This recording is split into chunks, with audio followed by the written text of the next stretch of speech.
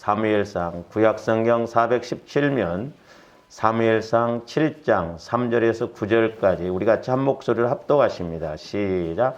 사무엘이 이스라엘 온 족속에게 말하여 이르되 만일 너희가 전심으로 여호와께 돌아오려거든 이방 신들과 아스다롯을 너희 중에서 제거하고 너희 마음을 여호와께로 향하여 그만을 섬기라.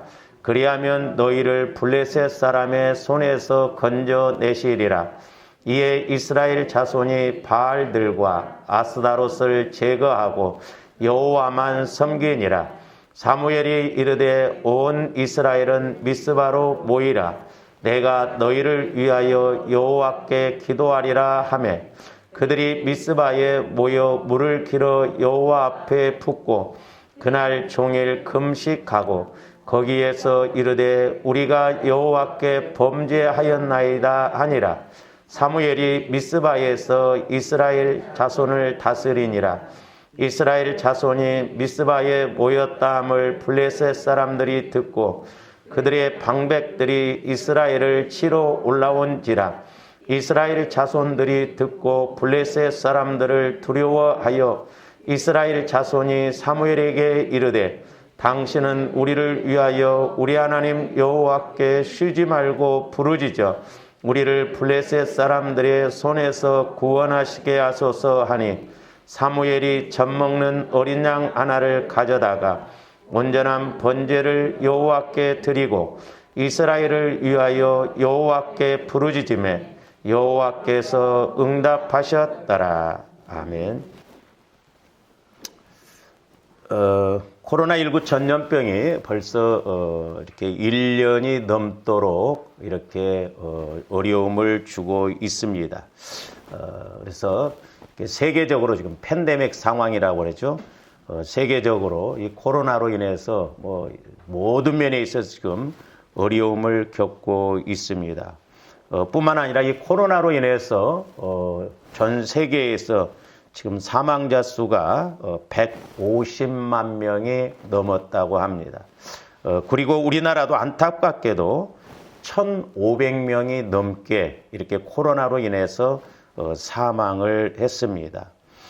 더 나아가서 경제가 이렇게 파탄이 나고 그야말로 생활 환경의 질서가 심각하게 지금 무너지고 있습니다.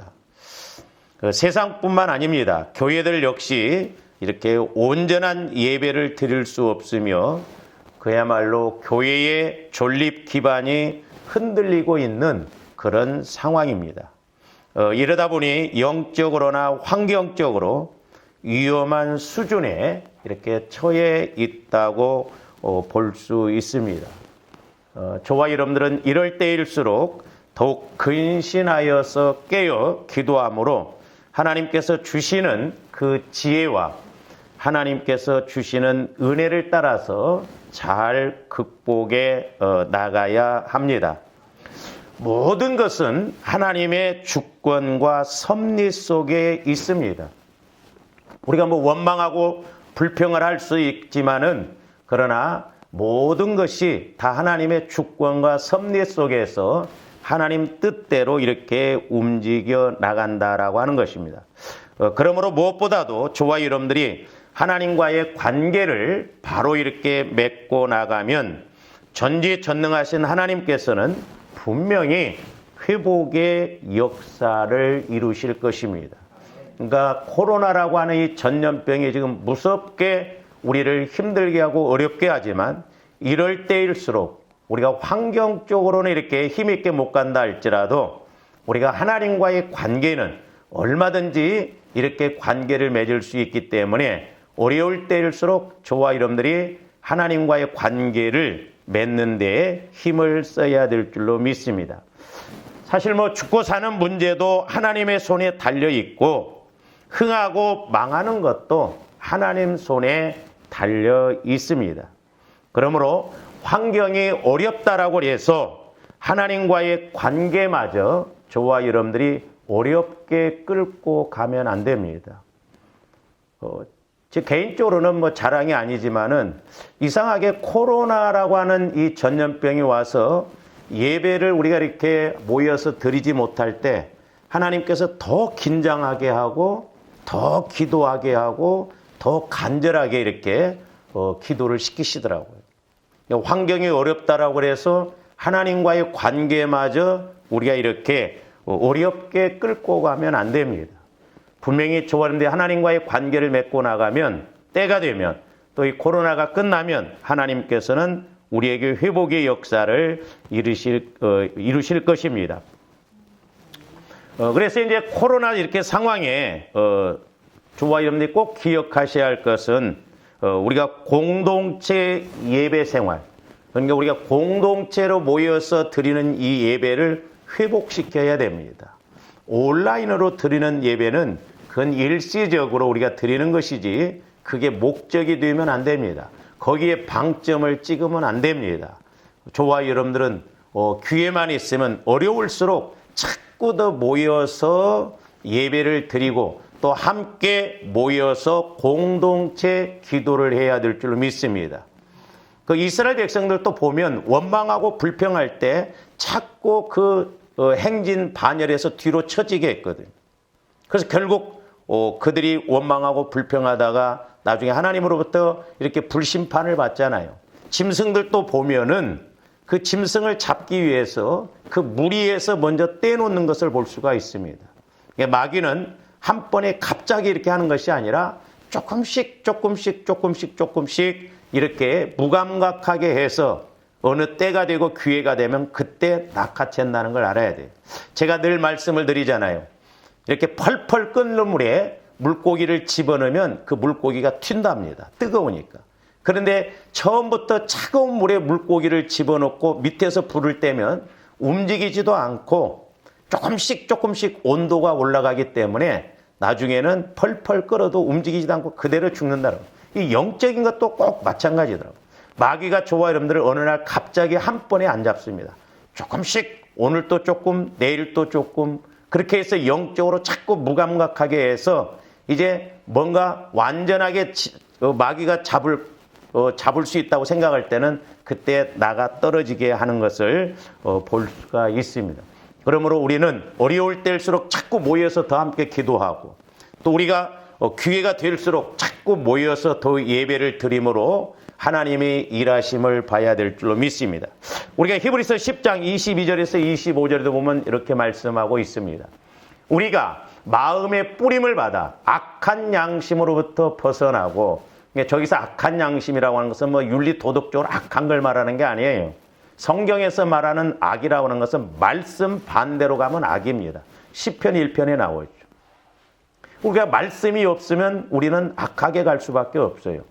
벗어나고 몸은 맑은 물로 씻음을 받았으니 참 마음과 온전한 면. 저기 참 마음이란 건 예수 그리스도의 마음이에요.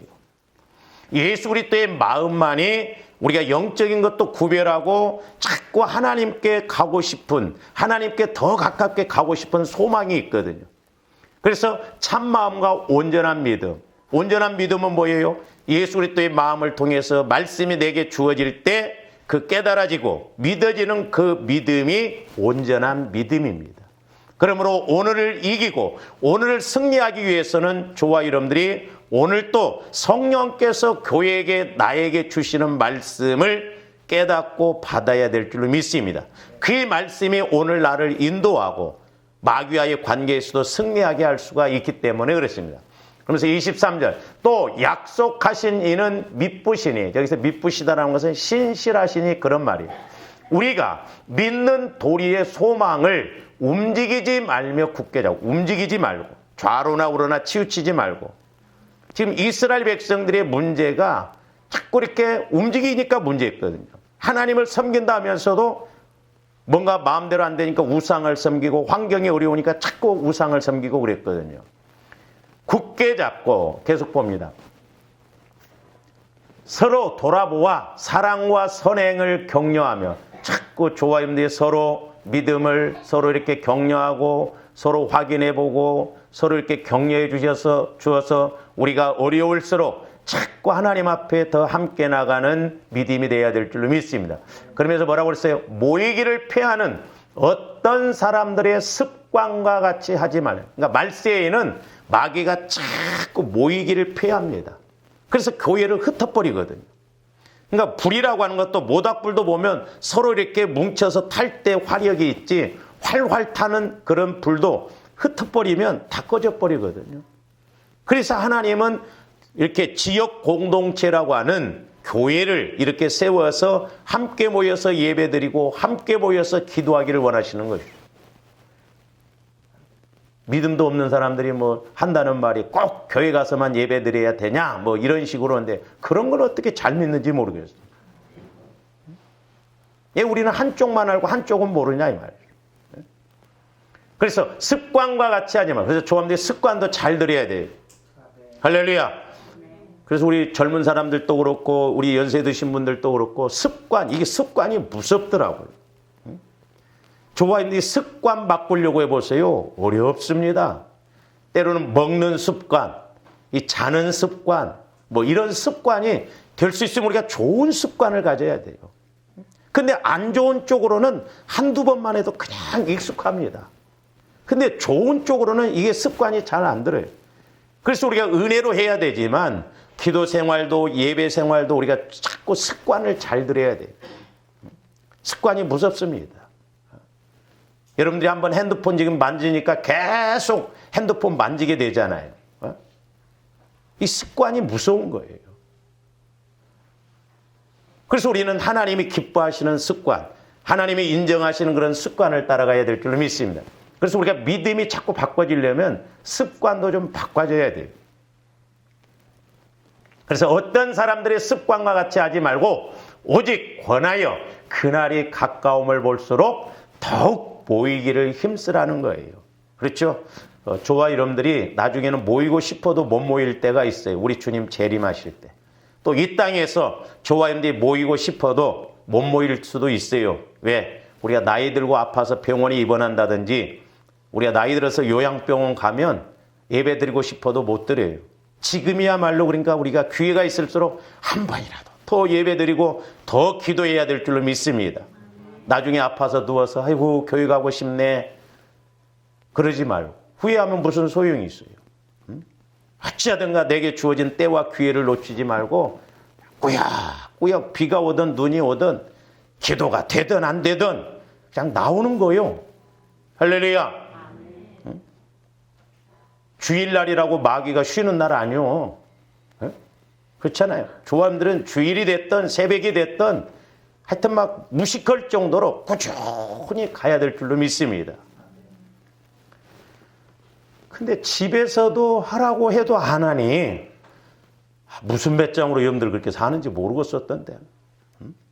먼 데 있는 사람들은 집에서라도 하라고 그랬잖아요. 가까운 데 있는 사람들은 교회에 나오셔서 예배 드리시고 기도하시고 할렐루야. 예. 그래서 내일부터 그렇게 나와서 이제 날도 따뜻하고 그러니까 또 우리가 지금 사순절 기간이잖아요. 고난주간을 앞두고 있는데 저와 여러분들이 막 무슨 작정 이거 하지 마시고 꾸준히 하다 보시면 성령과의 관계가 이루어지면 이제 개인적으로 기도해도 성령께서 이렇게 인도해 주실 줄로 믿습니다. 그래서 제가 지난 주간까지 이제 그 교회에 대해서 설교를 몇 주간 했잖아요. 그래서 중요한 게 뭐냐? 내가 성전되어서 교회 세우는 것. 그래서 여러분들 그 주보 앞에도 제가 성령을 통해서 깨달은 걸 이렇게 제가 적었어요. 여러분들도 이렇게 이제 성령을 통해서 자꾸 깨달으면. 그래서 하나님이 교회 세우는 걸 그렇게 기뻐하시고 내가 교회에 또 되려면 하나님과의 관계가 맺어지고 하나님과의 관계가 맺어져서 교회를 세우고 또한 그렇게 나아갈 때 어려운 문제도 하나님이 해결해 주실 줄로 믿습니다. 예, 오늘 말씀이 이제 저와 여러분들이 이렇게 합독을 했습니다마는 저와 여러분들이 사무엘상 7장을 이렇게 잘 알기 위해서는 먼저는 사무엘상 1장부터 6장까지를 좀 알아야만이 이 7장 내용이 더 힘있게 은혜스럽게 깨달아질 수가 있는 것입니다. 특별히 이제 사무엘상 4장부터 6장까지의 내용을 보면 이스라엘 백성들이 블레셋과의 전쟁에서 철저히 패할 뿐만 아니라 심지어는 언약궤까지 빼앗겨 버립니다. 그래서 6장까지의 내용을 보면 이스라엘 백성들이 그냥 쉽게 말하면 실패 인생이에요. 실패 인생. 왜? 블레셋과의 싸우면 매사에 전쟁에서 져버리고 또한 블레셋의 그 지배를 받고 있습니다. 그러니까 인생으로 본다고 한다면 실패를 해요. 고난을 겪습니다. 어려움을 겪습니다. 그래서 이제 6장에서부터 그 뒤에도 또 갈 줄 알았는데 그렇게 전쟁에서 패하고 어려움을 계속 당할 줄 알았는데 신기하게도 오늘 말씀 7장 5절 이하에서 보면 완전히 전세가 역전됩니다. 7장 5절 이하의 사건을 기점으로 해서 전쟁에서의 승리와 소위 성공 인생으로 바뀝니다. 나중에 말씀을 드리겠습니다마는 이스라엘 백성들이 빼앗겼던 땅도 다 찾아와요. 그리고 블레셋 군대가 감히 이스라엘을 공격을 못합니다. 그야말로 거짓말 같은 역사가 일어납니다. 그래서 7장에서의 이 사건이 하나의 돌적이 같은 역할을 해서 상황이 180도 바뀌어집니다. 여러분 돌적이라고 알아요? 젊은 사람들은 잘 모를 거예요. 옛날에 이제 우리가 문을 이렇게 달 때 옛날에는 암수라고 그래갖고 이렇게 이제 쇠로 만든 대장간에서 만든 그 돌적이라고 그래갖고 문에다가도 이렇게 박아놓고 또 이렇게 이제 문틀에도 이렇게 이쪽 문설주에도 박아가지고 이렇게 구멍을 캐서 이렇게 꿰어요. 그럼 문이 이렇게 열려요. 요즘은 이제 그 장석이라고 그래서 그렇게 하죠. 이것보다 돌적이라고 그래요. 우리 어르신들도 모르셔요? 여러분들이 아시는 게 뭐예요, 그러면? 응? 그러니까 이스라엘 백성들의 상황을 보면 계속 전쟁에 치고 블레셋에서 공격을 받는데 7장에 와서 완전히 전세가 역전이 돼버려요. 그러니까 그 문의 돌적이 그 문이 열리면 나올 수 있고 닫으면 이렇게 닫혀서 못 나오는 것처럼 그 돌적이가 이렇게 돌아감으로 문이 닫히고 열린 것처럼 이스라엘 백성들의 상황이 완전히 180도 이렇게 바뀌어서 반전이 이루어집니다. 이와 같이 7장에서의 내용이 돌적이처럼 역사에서 6장 이전과 7장 이후의 상황이 전혀 다르게 나타납니다. 여러분들 이제 4장에서 6장까지의 내용을 읽어보시면 아시겠지만 이때의 이스라엘 백성들은 철저하게 전쟁에 패배하고 블레셋의 예속을 당합니다. 블레셋의 지배를 받게 돼요. 그래서 전체적으로 보면 어둡고 슬프고 괴롭습니다. 그야말로 이스라엘 백성들의 입장에서 보면 희망이 보이지를 않습니다. 그러므로 여러분들이 코로나라고 하는 이 엄청난 어려운 상황 속에서 하나님과의 관계가 이루어지면 그럼에도 불구하고 희망이 보이고 그럼에도 불구하고 하나님이 일하심을 체험하게 될 것입니다. 근데 이제 우리가 7장, 그 4장에서 6장도 보면 7장 이후에도 보면 이 사무엘 선지자라고 하는 분이 있었어요. 그래서 이 사무엘 선지자는 최후의 마지막 사사이기도 해요.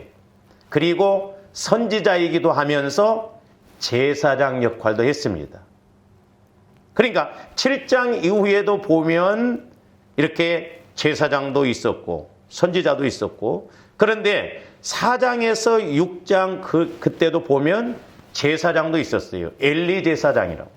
제사장도 있었고 언약궤도 있었습니다. 그런데 이스라엘 백성들은 블레셋에 의해서 철저하게 패배를 당하고 지배를 받습니다. 물론 이제 중간에 언약궤의 기사 속에서 빛이 비추긴 하지만 그것도 잠깐이요 다시금 이스라엘이 블레셋에 지배되어 있는 상황을 우리가 볼 수 있습니다. 지금 세계적으로 코로나라고 하는 이 팬데믹 상황에 빠져 있습니다.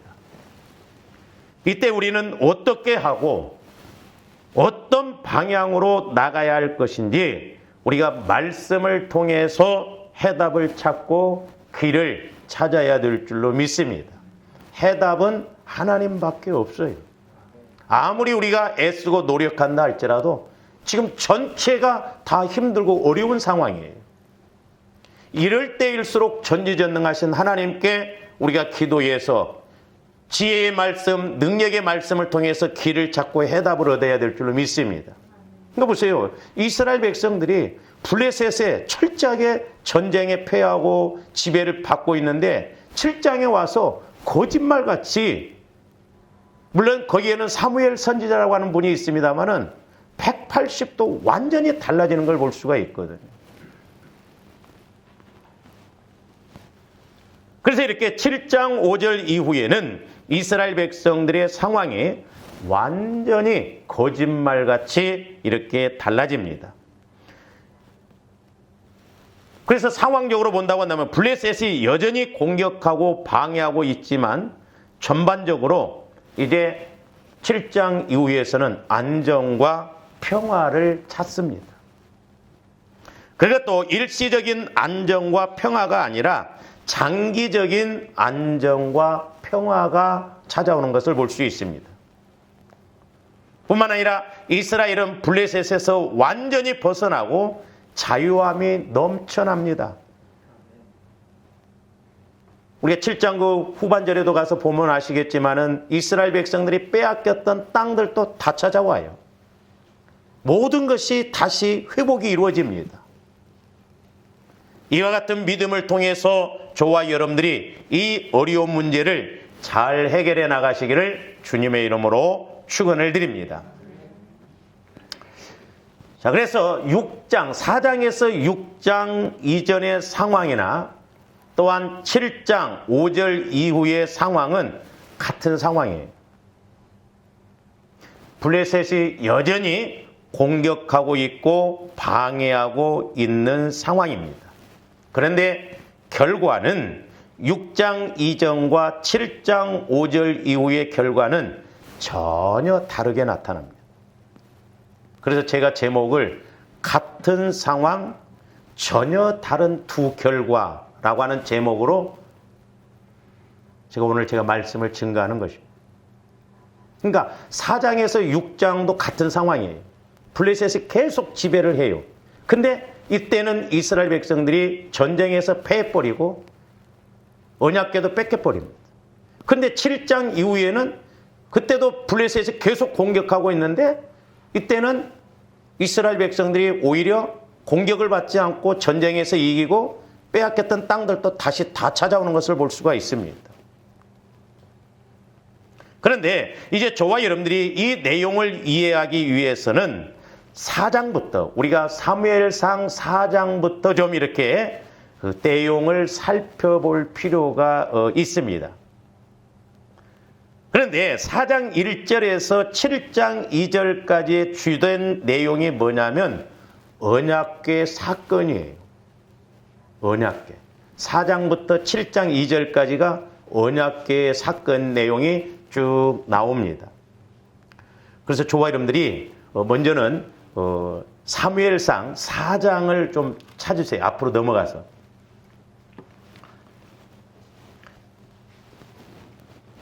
그리고 제가 여러분들 이걸 다음 주에 나눠주려다가 오늘 나눠줬어요. 지도예요. 지도. 지도인데 여러분들이 이 지도를 잘 보시고 다행히 제가 여러분들한테 좀 쉽게 설명하기 위해서 이렇게 지도를 찾아봤더니 제가 마침 사놓은 책에 지도가 있더라고. 그래서 이 지도를 보면서 여러분들이 성경을 읽으면 훨씬 좀 이해가 빠를 거예요. 그래서 그냥 그것은 집에 가서 보시고 저 화면 보시고 화면. 자, 저기 보면 이제 여러분들이 보시면 이제 우측이 블레셋 땅이죠. 그리고 가운데 이렇게 점이 있죠. 그게 이제 경계선이에요. 그리고 좌측이 지금 이스라엘 백성들의 땅입니다. 근데 자 4장 1절을 한번 보세요. 4장 1절. 사무엘의 말이 온 이스라엘에 전파되니라. 이스라엘은 나가서 블레셋 사람들과 싸우려고 에벤에셀 곁에 진치고 블레셋 사람들은 아벡에 진쳤더니 그랬어요. 그러니까 어디냐면 저 제일 위에 보세요. 위에 보시면 여러분들 좌측에 보면 에벤에셀이 나올 거예요. 그래서 안 보이는 건 지도로 보세요. 저 위에 보면 에벤에셀이 나오고 그 블레셋 땅 좌측에 보면 아벡이라고 하는 지역이 나와요. 지금 거기에서 이스라엘 백성들과 블레셋 군대가 서로 이렇게 대치하고 지금 전쟁을 합니다. 근데 2절 보시면 4장 2절 보시면 블레셋 사람들이 이스라엘에 대항하여 전열을 벌이니라. 그 둘이 싸우다가 이스라엘이 블레셋 사람들 앞에서 패하여 그들에게 전쟁에서 죽임을 당한 군사가 4,000명가량이라 그랬어요. 그러니까 저기 에벤에셀과 아벡 그 지역에서 이스라엘 백성들과 블레셋 군대가 전쟁을 했는데 이스라엘 백성들이 져버려요. 그러면서 이스라엘 백성들의 군인들이 무려 4,000명이 죽어나갑니다. 그러니까 이스라엘 백성들의 장로들이 지도자급에 있는 사람들이 충격을 받습니다. 도대체 왜 우리가 블레셋과 싸워서 이렇게 지느냐. 이게 뭔가 문제가 있다 해가지고 여러분들이 이제 4장 3절부터 4절까지 보시면 그 장로들이 뭐라고 그래요?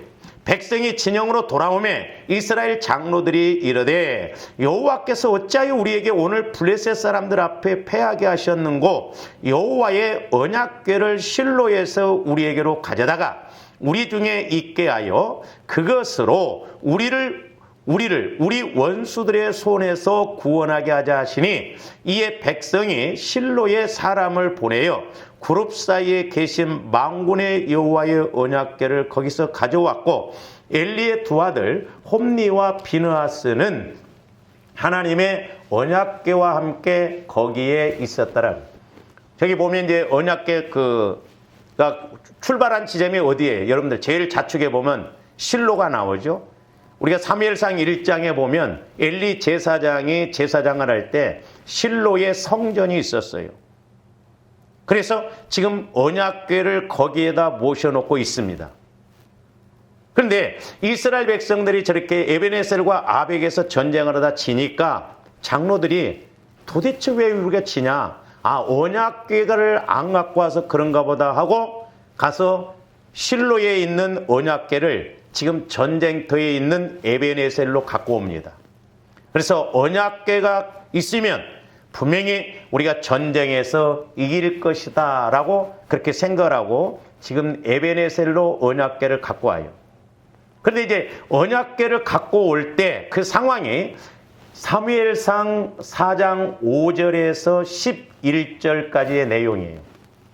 자, 언약궤를 실로에서 지금 에벤에셀을 전쟁터로 갖고 옵니다. 이 가까울 때 어떻습니까? 5절 보세요. 여호와의 언약궤가 진영에 들어올 때에 온 이스라엘이 큰 소리로 외침에 땅이 울린지라. 그러니까 막 이스라엘 백성들이 좋아해가지고 언약궤가 왔으니까 이제 우리는 전쟁에서 이길 것이다 하면서 막 좋아하고 소리를 지르고 뛰고 그러니까 막 땅이 울렸어요. 근데 이때 블레셋 사람들이 그 소리를 들었는데 6절부터 보세요. 블레셋 사람이 그 외치는 소리를 듣고 이르되 히브리 진영에서 큰 소리로 외치면 어찌 됨이냐 하다가 여호와의 궤가 진영에 들어온 줄을 깨달은지라 블레셋 사람이 두려워하여 이르되 신이 진영에 이르렀도다 하고 또 이르되 우리에게 화로다. 전날에는 이런 일이 없었도다. 우리에게 화로다. 누가 우리를 이 능한 신들의 손에서 건지리요. 그들은 광야에서 여러 가지 재앙으로 애굽인을 친 신들이니라. 블레셋 사람들이 하나님을 안 믿어도 하나님이 어떤 분인가를 이스라엘 백성들보다 더 잘 알아. 애굽에서 하나님의 신이 다 애굽 신들을 물리치고 애굽 사람들을 죽였지 않냐. 그러니까 한편으로는 블레셋 사람들이 놀랬어요. 자, 하나님의 신, 언약궤가 들어오면 우리가 이렇게 당할 수밖에 없는데 어떻게 하냐. 이때 이제 9절부터 11절까지 보세요. 블레셋 사람들이 뭐라고 하냐면 너희 블레셋 사람들아 강하게 되며 대장부가 되라. 너희가 히브리 사람의 종이 되기를 그들이 너희의 종이 되었던 것 같이 되지 말고 대장부같이 되어 싸우라 하고 블레셋 사람들이 쳤더니 이스라엘이 패하여 각기 장막으로 도망하였고 사륙이 심히 커서 이스라엘 보병에 엎드러진 자가 3만 명이었으며 하나님의 궤는 빼앗겼고 엘리의 두 아들 홈니와 비느하스는 죽임을 당하였더라. 자, 보세요. 언약궤를 갖고 와서 싸우면 될 줄 알았는데 오히려 이스라엘 백성들이 3만 명이 죽어나가 버려요. 자, 앞에서 전쟁하다 4천 명 죽어나갔죠. 언약궤를 갖고 와서 전쟁하면 이길 줄 알았는데 오히려 이스라엘 백성들이 3만 명이 죽어나가고 심지어는 언약궤마저도 빼앗겨 버립니다. 자, 이스라엘 백성들의 입장에서는 이거 해석이 되겠냐 이 말이죠. 오늘날도 마찬가지예요. 코로나가 됐던 저와 여러분들이 겪는 작은 것이 됐던 우리는 빨리빨리 해석이 되어져야 될 줄로 믿습니다. 막연한 지식 갖고 신앙생활하면 안 됩니다. 자, 이스라엘 백성들 입장에서는 언약궤를 가져올 수밖에 없는 것이 자, 이스라엘 백성들이 언약궤를 보고 이렇게 요단강을 밟을 때 요단강이 갈라졌어요. 자, 이 내용도 우리가 여호수아 3장 14절에서 17절 보십니다. 백성이 요단을 건너려고 자기들의 장막을 떠날 때에 제사장들은 언약궤를 메고 백성 앞에서 나아가니라. 요단이 곡식 거두는 시기에는 항상 언덕에 넘치더라. 궤를 맨 자들이 요단에 이르며 궤를 맨 제사장들의 발이 물가에 잠기자. 계속 곧 위에서부터 흘러내리던 물이 그쳐서 사르단에 가까운 매우 멀리 있는 아담 성읍 변두리에 일어나 한 곳에 쌓이고 아라바의 바다 여매로 향하여 흘러가는 물은 온전히 끊어지매 백성이 여리고 앞으로 바로 건널세. 17절 여호와의 언약궤를 맨 제사장들은 요단 가운데 마른 땅에 굳게 섰고 그 모든 백성이 요단을 건너기를 마칠 때까지 모든 이스라엘은 그 마른 땅으로 건너갔더라. 자, 법궤, 언약궤를 메고 요단 강을 밟으니까 요단 강이 갈라져서 이스라엘 백성들이 맨 땅에 걸어가듯이 요단 강을 건넜어요. 그런 언약궤의 은혜입니다. 뿐만 아니라 언약궤를 메고 여리고성을 돌 때에 여리고성이 무너졌어요. 자, 하나님께서 여호수아에게 명령한 내용 여호수아 6장 6절에서 7절도 봅니다. 눈의 아들 여호수아가 제사장들을 불러 그들에게 이르되 너희는 언약궤를 메고 제사장 7은 양각나팔 7을 잡고 여호와의 궤 앞에서 나아가라 하고 또 백성에게 이르되 나아가서 그 성을 돌되 무장한 자들이 여호와의 궤 앞에서 나아갈지니라 하니라. 그래서 뒤에 보면 그대로 언약궤를 메고 이렇게 매일 여리고성을 한 바퀴 돌고 마지막 날 7바퀴를 돌고 소리 지를 때 그렇게 굳건했던 이중벽으로 되었던 아무리 공격을 하고 무너뜨리려고 해도 무너지지 않는 그런 여리고성이 와르르 무너진 것을 볼 수가 있습니다. 언약궤를 앞장 세울 때 하나님이 이렇게 일하셨어요. 그뿐입니까? 우리가 사무엘상 5장 2절에서 4절 말씀도 한번 보세요. 블레셋 사람들이 이 언약궤를 뺏어다가 자기들이 섬기는 신전 산당에다 다곤 산당에다 갖다 이 언약궤를 안치를 해놓습니다. 그러니까 하룻밤 자고 일어나니까 어떤 현상이 벌어져요. 블레셋 사람들이 하나님의 궤를 가지고 다곤의 신전에 들어가서 다곤 곁에 두었더니 아스돗 사람들이 이튿날 일찍이 일어나 본즉 다곤이 여호와의 궤 앞에서 엎드러져 그의 얼굴이 땅에 닿았느니라. 그들이 다곤을 일으켜 다시 그 자리에 세웠대. 그러니까 지금 저기 보면 아스돗 사람들이 언약궤를 뺏어다가 지금 그 다곤 신전에다가 언약궤를 놨더니 그 다곤 신상이 아침에 와서 보니까 넘어져 버렸어요. 그러니까 이 사람들이 왜 넘어졌죠 하고 다시 세워놓습니다. 그러니까 하나님이 이제 어떻게 하시냐. 4절 봅니다. 4절. 그 이튿날 아침에 그들이 일찍이 일어나 본즉 다곤이 여호와의 궤 앞에서 또다시 엎드러져 얼굴이 땅에 닿았고 그의 머리와 두 손목은 끊어져 문제방에 있고 다곤의 몸뚱이만 남았더라. 다곤 신상이 이제는 이튿날 때는 하나님이 그냥 모가지도 잘라버리고 손목도 다 잘라버려. 내팽개져버려. 이렇게. 어? 저런 언약궤예요. 그런데 왜 이스라엘 백성들이 블레셋과의 전쟁에서 지냐 이 말이에요. 제가 사실 그 교회에 대해서 설교를 쭉 이렇게 하고 이제 끝나서 오늘 어떤 말씀을 해야 될까? 다른 때 같으면 좀 그래도 쉽게 좀 이렇게 왔는데 이번 한 주간은요 말씀이 안 와지는 거예요. 얼마나 내가 힘들었던지. 막 집에 가서도 계속 이제 모이기를 위해서 그 모이는 그것에 이제 초점을 맞추고 이렇게 하다가 성령께서 수요일 날 이 말씀을 딱 들어오게 하시는 거예요. 그랬더니 4장부터 이렇게 봐야 된다는 거지. 왜 이스라엘 백성들이 이렇게 언약궤를 앞장세우고 가면 놀라운 역사들이 일어났는데 심지어는 우상 섬기는 그 지역에 가서도 우상이 깨뜨려지고 그렇게 파괴를 당했는데 왜 언약궤를 가지고 왔음에도 불구하고 이스라엘 백성들이 전쟁에서 이렇게 철저하게 패배해버리냐 이 말이죠. 그러므로 오늘날 조원들이 신앙생활에서 이 핵심을 잘 알고 가야 될 줄로 믿습니다. 이렇게 언약궤를 의지하고 나갈 때 역사가 나타났는데 왜 블레셋과의 전쟁에서는 3만 명이나 죽어나가냐 이 말이죠.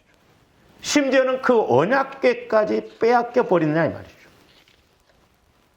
그 이유는 나중에 좀 조원들이 알아보기로 하고요. 자, 이 전쟁으로 인해서 결과가 어떻게 이루어지냐면 이제 12절부터 이렇게 보면 이미 엘리의 두 아들 홈니와 비느하스가 이 전쟁에서 같이 죽습니다. 12절부터 여러분들이 이제 18절까지 보시면 그 내용이 나와요. 한 사람이 이제 그 전쟁에서 철저하게 지고 언약궤도 빼앗겼다는 소리를 이제 엘리 제사장에게 가서 이야기를 해요. 이 엘리 제사장이 꽤나 오래 제사장 생활을 했습니다. 40년을 했어요. 나이가 90이 넘었어요. 15절 보시면 그때 엘리의 나이가 98세라 그의 눈이 어두워서 보지 못하더라. 뭐 때문에 98세까지 했는지 몰라. 때가 되면 빨리빨리 해야지. 이 나이 들면 저도 그러기 때문에 저도 조금 오래 할까 했는데 나이 들면 빨리빨리 물러나야 되겠더라. 그리고 나이만 먹었을 뿐만 아니라 살도 쪘어. 그러니까 영적인 살이 쪄야 되는데 육신적인 살만 쪘나 봐요. 18절 보세요. 하나님의 궤를 말할 때 엘리가 자기 의자에서 뒤로 넘어져 문 곁에서 목이 부러져 죽었으니 날씬했으면 안 죽었을 수도 있는데 나이가 많고 비대한 까닭이라 그랬어요. 몸무게가 한 90kg 이상 됐나 봐. 그러니까 의자에서 넘어지니까 그 충격도 커서 그냥 그래서 뭐라고 써요? 비대한 까닭이라 그가 이스라엘의 사사가 된 지 40년이었더라 그랬어요. 그러니까 말세에는 우리 지도자들도 중요합니다. 우리 목사님들도 중요해요. 엘리 제사장 시절에는 여러분들 보세요. 사사기 때 보면 사사기 마지막 구절이 뭐냐면 이스라엘에 왕이 없으므로 각자 자기 소견에 오른 대로 행했다라고 그랬거든요. 그러니까 이스라엘 나라에 하나님이 왕이신데 하나님을 왕으로 섬기지 않고 이제 사사들이 움직입니다. 근데 그때 사사들이 움직일 때는 그나마 이스라엘 백성들이 돌아왔는데 이제 사사들이 이렇게 죽어나가고 없어지니까 자기 소견에 오른 대로 믿어. 말세지 말의 징조 중에 하나가 뭐냐면 신앙생활 각자 자기 소견에 오른 대로 하려고 합니다. 내가 옳으면 옳은 것이고 내가 틀리면 아니에요. 저와 여러분들은 말씀대로 신앙생활을 해야 될 줄로 믿습니다. 그러다 보니까 하나님의 입장에서는 얼마나 답답해요. 그러니까 한나라고 하는 여자를 통해서 사무엘 선지자를 출생시키십니다. 근데 이 사무엘 선지자도 쓰임받기까지 20년이 걸렸어요. 우리가 7장 2절에 보면 언약궤가 20년 동안 이렇게 와 있거든요. 두 아들 죽어나갔죠? 엘리 제사장 죽어나갔죠? 물론 이런 것을 오늘날 이제 우리 목회자들에게 적용할 수도 있지만 우리가 꼭 그렇게만 적용하면 안 돼요. 우리도 영적으로 바로 가지 못하면 이런 결과들이 온다는 걸 알아야 돼요. 하나님은 오래 참으시지만 끝까지는 안 참으십니다. 분명히 바로 세우시기 위해서 때로는 환경을 통해서, 고난을 통해서, 질병을 통해서 분명히 우리를 깨뜨리시고 우리를 이렇게 세우실 때가 있어요. 그러므로 우리는 그럴 때 빨리 핵심을 잡아야 될 줄로 믿습니다. 더 심각한 문제는 뭐냐면 19절부터 보세요. 4장 19절. 그의 며느리 비느하스의 둘째 며느리가 임신을 해서 애를 출산하는 과정입니다. 임신하여 해산 때가 가까웠더니 하나님의 궤를 빼앗긴 것과 그의 시아버지와 남편이 죽은 소식을 듣고 갑자기 아파서 몸을 굽으려 해산한. 그러니까 잘 보세요. 지금 블레셋 군대에게 지고 언약궤가 뺏기고 이런 것이 지금 우연입니까? 이 세상에 우연은 없습니다. 배후에서 하나님이 일하시느냐, 배후에서 마귀가 역사, 둘 중에 하나예요. 그래서 조합대 영분별을 잘하고 말씀을 통해서 우리가 늘 깨닫고 가야 될 줄로 믿습니다. 제가 무슨 배짱으로 때로는 여러분들한테 제 말이라도 좀 들어보라고 할까요? 제 생각으로 하는 겁니까? 아니에요. 성령께서 우리 교회에게, 저에게 깨닫게 해주시고 보여주시는 것이 있기 때문에 그렇다 이 말이죠. 그러면서 20절에 보니까 뭐라고 했어요? 죽어갈 때 곁에 서 있던 여인들이 그에게 이르되 두려워하지 말라 내가 아들을 낳았다 하되 그가 대답하지도 아니하며 관념하지도 아니하고 21절 이르기를 영광이 이스라엘에서 떠났다 하고 아이 이름을 이가봇이라 하였으니 하나님의 궤가 빼앗겼고 그의 시아버지와 남편이 죽었기 때문이며 또 이르기를 하나님의 궤를 빼앗겼으므로 영광이 이스라엘에서 떠났다 하였더라 그랬어요. 애를 출산하면서 이 며느리가 죽습니다. 그러면서 그 며느리 고백이 뭐냐면 이스라엘에게서 영광이 떠났다. 우리가 이 단계까지 가면 안 될 줄로 믿습니다. 때로는 아무리 힘들고 어렵고 하나님의 때로는 우리를 징계를 하신다 할지라도 하나님의 영광이 저와 여러분들에게서 교회에게서 떠나면 그건 비극이에요. 나라에서 떠나면 비극입니다. 그렇기 때문에 오늘날까지도 역사적 교회사적으로 봐도 기독교를 박해한 나라는 꼭 망하고 교회를 무너뜨리는 그 정부도 망했어요. 하나님은 분명히 심판하십니다. 그렇기 때문에 개인적으로도 교회적으로도 조합원들이 늘 근신해서 깨어 있어서 하나님의 영광이 떠나지 않는, 하나님의 말씀이 떠나지 않는. 그래서 엘리 제사장 시절 때는 말씀이 희귀했더라 그랬어요. 왜? 말씀이 그만큼 임하지 않았고 설령 임한다 할지라도 깨닫는 사람이 드물었다 이 말입니다. 우리 한국교회가 이렇게 어려운 거 저는 개인적으로 그렇게 생각합니다. 이 전염병 지금 세계적으로 어떻게 보면 하나님의 경고라고 봐요. 다시 한번 기독교인들을 새로 세우기 위해서. 왜냐? 성경에 나오는 70% 이상이 전염병은 전부 하나님의 징계 수단이었어요.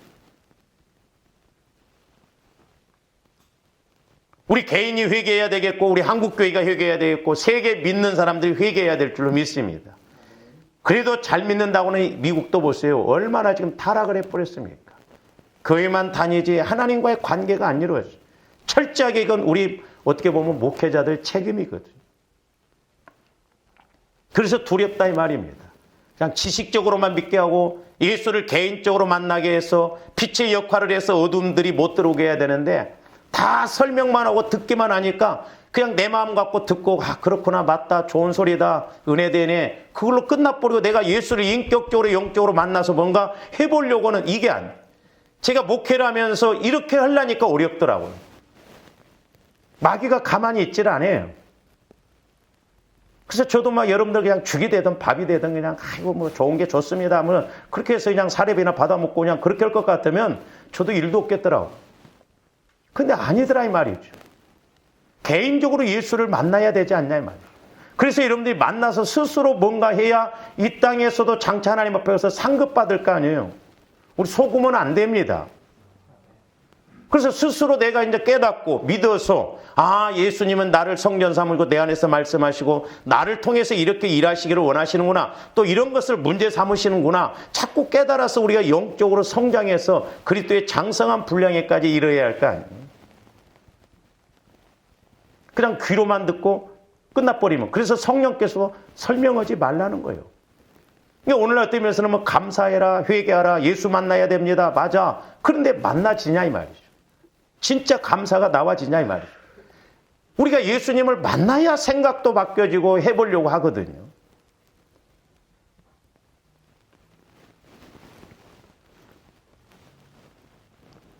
이 둘째 며느리가 죽으면서 하는 말이 영광이 이스라엘에게서 떠났다는 거예요.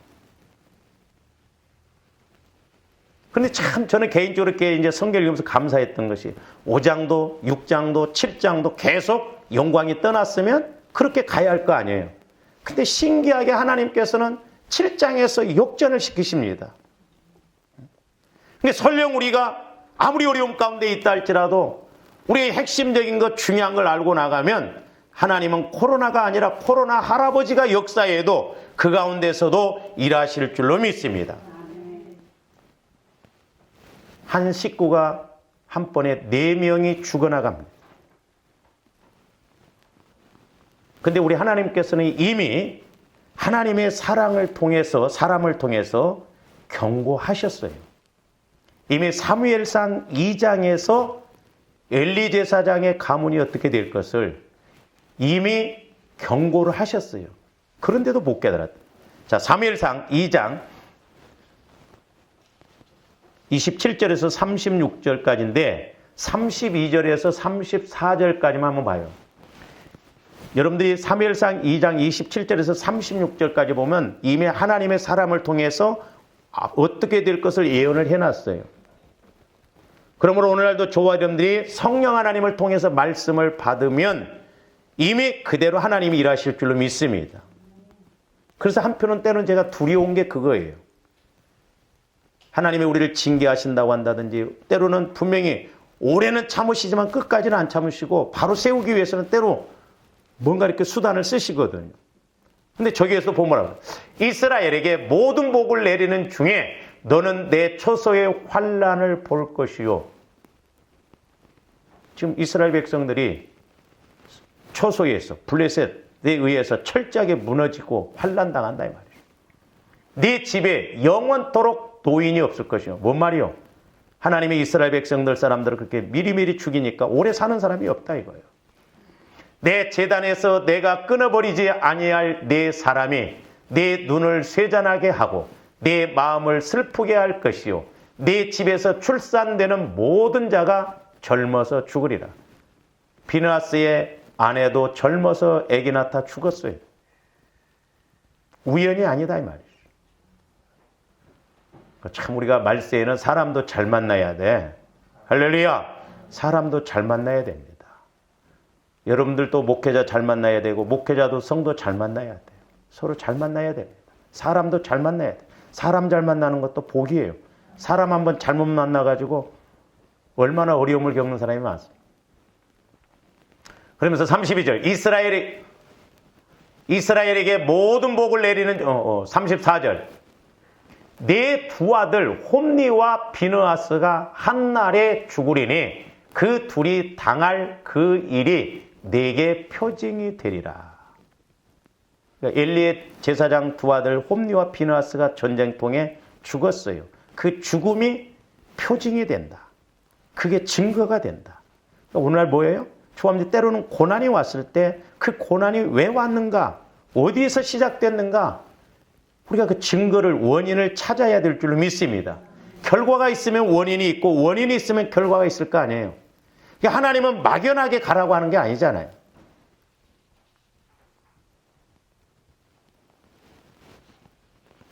그래서 이렇게 이제 이스라엘 백성, 블레셋 사람들이 힘드니까는 이 언약궤를 보내자고 합니다. 그래서 언약궤가 무려 6번이나 이렇게 옮겨가요. 지도 한번 봅니다.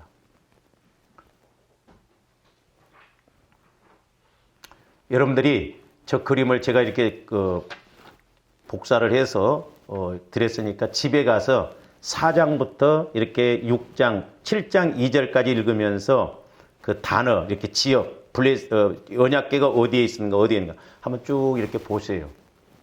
그럼 은혜가 될 거예요. 블레셋 지역에서 3번 옮깁니다. 이 사람들이 이제 막 이 징계가 임하니까 도저히 안 되겠다 해서 막 다시 보내요. 그래서 이제 최종적으로 보면 7장 2절에서 보면은 이제 기럇 여아림 지역에 와서 20년 동안 다윗이 이제 거기에서 법궤를, 언약궤를 옮겨갑니다. 그러므로 조한대 말씀을 통해서 막연하게 보시지 마시고 이런 영적 원리들을 우리가 깨달아서 지금 코로나라고 하는 상황이 어떻게 보면 지금 너무너무 힘들고 어렵지만 그럼에도 불구하고 하나님은 일하신다는 걸 알고 이 은혜 가운데 거하는 조아림들 되시기를 주님 이름으로 축원을 드립니다. 기도하십시다. 사랑의 주님, 감사를 드립니다. 이제 우리 하나님께서는 언제나 말씀으로 우리를 인도하시고 어떤 상황에 있다 할지라도 우리 하나님은 역전을 시키시게 하심을 보게 됩니다. 우리가 환경적으로 힘들고 어렵다고 해서 좌절하거나 낙심하지 않게 하여 주시고 이제 7장에 와서 완전히 180도 전혀 다른 아버지 하나님 상황이 결과가 나타난 것처럼 우리들의 믿음도 우리들의 삶도 이와 같은 은혜가 있게 하여 주시옵소서. 감사와 영광을 돌리오며 예수 그리스도 이름으로 기도하옵나이다. 아멘. 찬송가 342장 부르시면서 준비하신 예물들.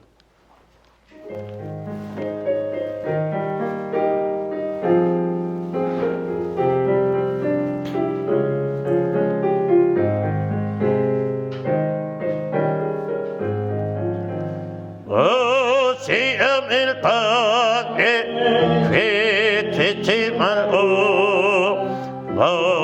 용기를 다해 흔들리지라.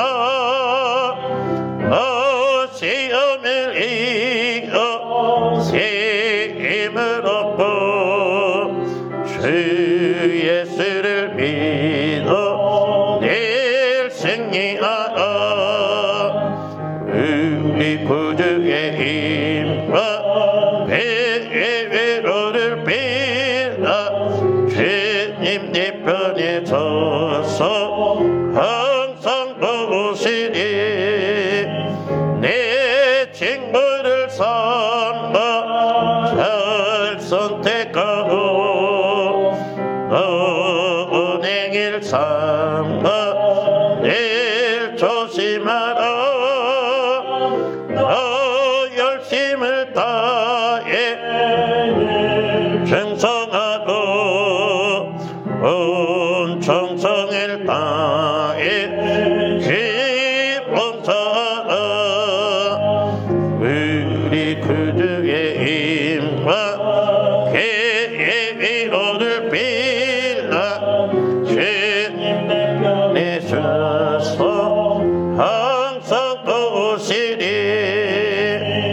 잘 이기는 자는 상 받으리니 낙심치 말고 늘 전진하라. 내 것의 주에 힘 주시리니 주 예수를 믿어 늘 승리하라. 우리 구주의 힘과 그의 위로를 빌라. 주님 네 편에 서서 항상 도우시니. 11조원금, 선교원금, 건축헌금, 구제연금 드리셨습니다. 모든 게 다 주님이 하셨어요. 사랑합니다 주님. 김영란 집사님 감사한거. 믹서기 연금 김혜숙 집사님, 믹서기 장비헌금, 하계선 자매님, 무명으로 감사헌금, 주정헌금 드리겠습니다. 기도드리십니다. 사랑의 아버지 하나님, 우리 하나님은 분명히 우리가 이 땅에서 영혼이 잘 되어서 범사도 잘 되고 강건한 삶을 누리도록 은혜 주셨음을 감사를 드립니다. 이제 우리가 법적으로 뿐만 아니라 사실적으로도 하나님이 주시는 그 은혜를 누릴 수 있도록 인도하여 주시옵소서. 이제 그러기 위해서는 우리가 믿음을 가져야 되겠는데, 아버지 하나님, 날마다 성령께서 우리에게 주시는 말씀을 잘 듣게 하여 주시고 깨닫게 하여 주시고 믿게 하여 주셔서 영원히 그리스도의 장성한 분량에까지 이르게 하여 주셔서 적어도 이제 만물을 다스리며 우리가 물질을 따라가는 것이 아니라 오히려 물질을 지배하고 하나님 기뻐하는 일에 마음껏 쓸 수 있도록 하늘 문을 열어주시고 창고를 열어주시옵소서. 그래서 하나님이 일하심을 보고 역사하심을 볼 수 있는 저희들 되게 하여 주시고, 이스라엘 백성들이 철저하게 블레셋에 패배하였지만 이제 사무엘 선지자와 그들이 함께할 때 그 모든 땅도 찾아오고 아버지 하나님 모든 것이 회복되어짐을 보게 됩니다. 안 되는 것이 아니라 우리가 모르고 안 하기 때문에 하나님이 일하실 수 없음을 고백합니다. 이제 저희들 영적으로나 물질적으로 창대한 복을 누려 오히려 어려움 가운데서도 하나님이 일하심을 체험하는 저희들 되게 하여 주시옵소서. 또한 이 물질이 쓰이는 곳곳마다 하나님의 놀라운 역사가 있게 하여 주시옵소서. 감사를 드리오며 언제나 말씀하시고 은혜 주시는 예수 그리스도의 이름으로 기도하옵나이다.